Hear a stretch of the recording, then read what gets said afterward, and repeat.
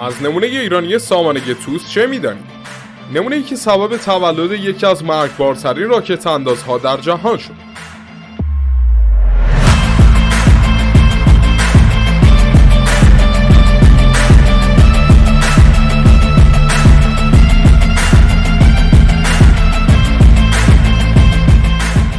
سلام دوستان، به چنل نظامی جنگاور خوش اومدید. امروز هم قصد داریم با یه ویدیوی جدید دیگه در خدمتتون باشیم. توی این برنامه قصد داریم در مورد راکت انداز توس صحبت کنیم. سامانه‌ای که در دنیا از مخوف‌ترین راکت اندازها به شمار میاد. با توجه به زره‌پوش بودن، تعداد بالای راکت‌هاش، سرعت شلیک بالای خودش و البته قدرت انفجاری مهیب مهماتش میتونه در میدان جنگ حسابی خرابی به بار بیاره و تقریباً هر چیزی رو در شعاع مناسب نابود کنه. اما جالبه بدونید که این راکت انداز در واقع ایده خودش رو از یه طرح رها شده ایرانی در اوج جنگ با عراق مدیونه. جایی که یک جوان ایرانی باعث شد تا ایده ساخت چنین راکت انداز مخوفی به ذهن روس‌ها برسه. البته چه حیف که این ایده در حد یک نمونه فراتر نرفت. البته ایران هم بعدها نسخه متفاوت از اون رو وارد خدمت خودش کرد، اما با شکل و شمایلی متفاوت‌تر. یعنی راکت انداز توس و مقایسه نسخه مشابه اون، یعنی فلق 1 و 2.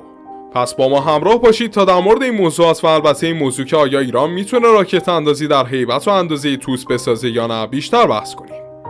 بیایید در بخش اول یه نگاه گذرا داشته باشیم به تاریخچه و چرایی ساخت توس و اینکه اصلا ایده ساختش از کجا اومده.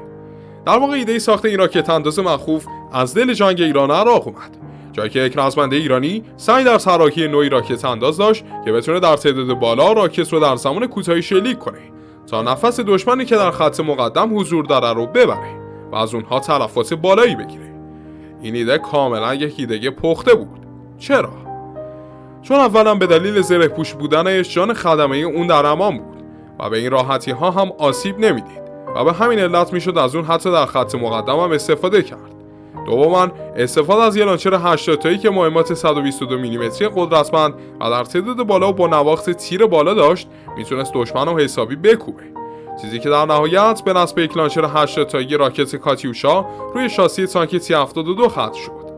پروژه‌ای که ایران علاقه به اون نشون نداد، اما حسابی باعث شد تا روس‌ها به فکر فرو برن.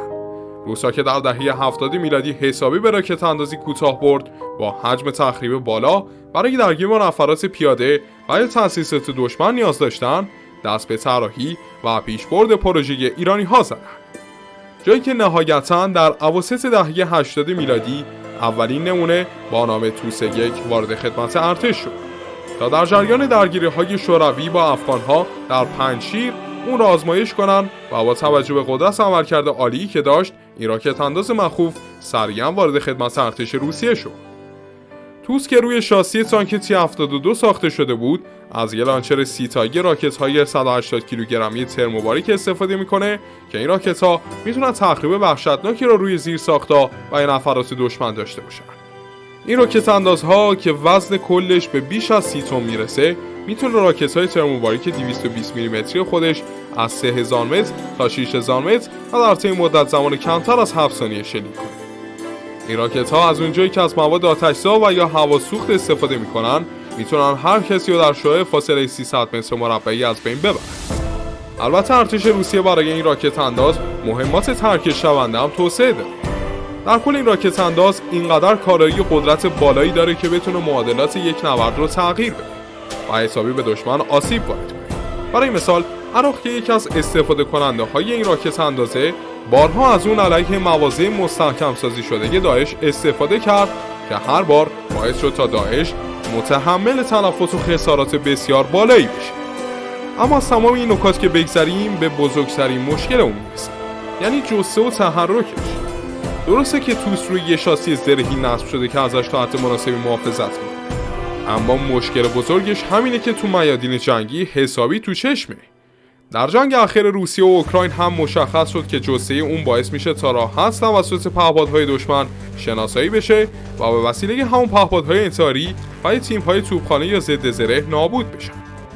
به همین دلایله که علیرغم قدرت آتش وحشتناکش، اما احتمال نابودی اون واقعا زیاده.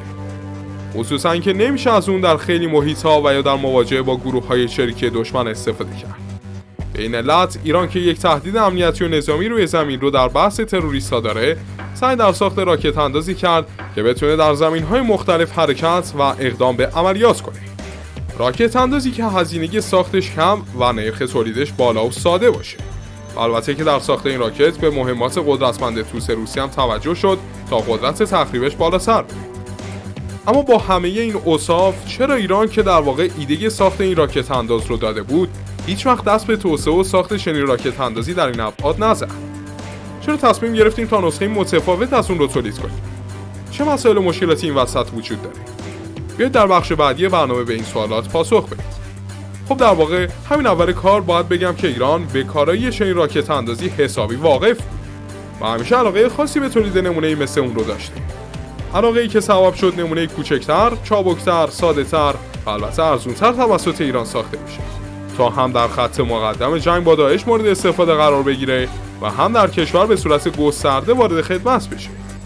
این نمونه بومی که تونست هم در دل بخش‌های نظامی ایران جا باز کنه، هم در بین نیروهای مقاومت، همون راکت انداز فلق 1 و 2 که پشت یک وانت نصب شده. در واقع ایران با تجربیات و با بررسی همه جانبه توس به این نتیجه رسید که داشتن راکت اندازی مخوف در تعدادی کمتر اما با قدرت پنهانکاری بیشتر، تحرک بهتر و استفاده از اون در تمامی شرایط محیطی خیلی گزینه بهتریه تا داشتن راکت اندازی بزرگ با هزینه به مراتب بیشتر و درصد نابودی بالاتر. و همین دلیل بود که این راکت اندازها پشت وانت‌های نظامی ایران مثل خودروی ارس یا کویران نصب شدن تا بشه از اونها در تمام محیط‌ها استفاده کرد. برای مثال میشه با این وانت‌های پرتحرک به مصاف گروه‌های تروریستی در جنوب شرق یا غرب کشور رفت.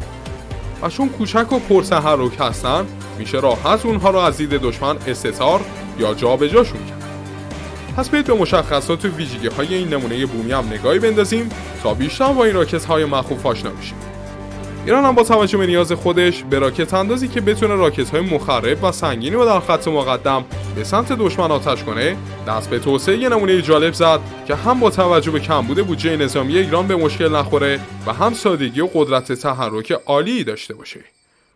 به همین علت در دهه 90 میلادی گروه صنعتی شهید باقری که زیر نظر هوافضای سپاهه دست به توسعه یه نمونه سبک اما مرگبار تحت عنوان فلق 1 زدن.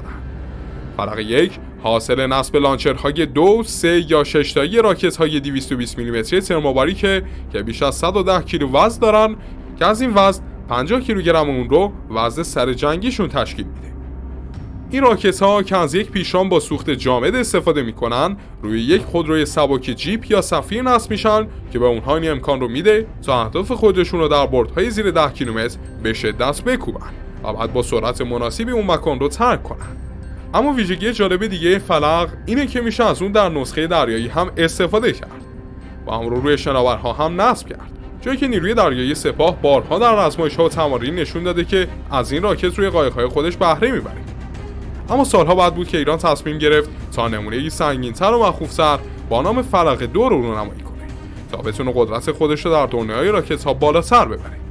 این راکت در کالیبر 333 میلیمتری معرفی شد که وزنش بیش از 250 کیلوگرمه که از این حجم نزدیک به 120 کیلوی اون سر جنگی ترموباریکش تشکیل میده که حجم خیلی بالاییه و مخصوص زدن مناطق پرجمعیت دشمن، ساختمان‌ها و یا حتی ادوات زرهی دشمنه. البته به دلیل سنگین و بزرگتر بودن فلق 2 از اون به صورت لانچر تکی استفاده میشه که میتونه تا نهایت برد 11 کیلومتر رو با نهایت سرعت 450 متر بر ثانیه طی کنه.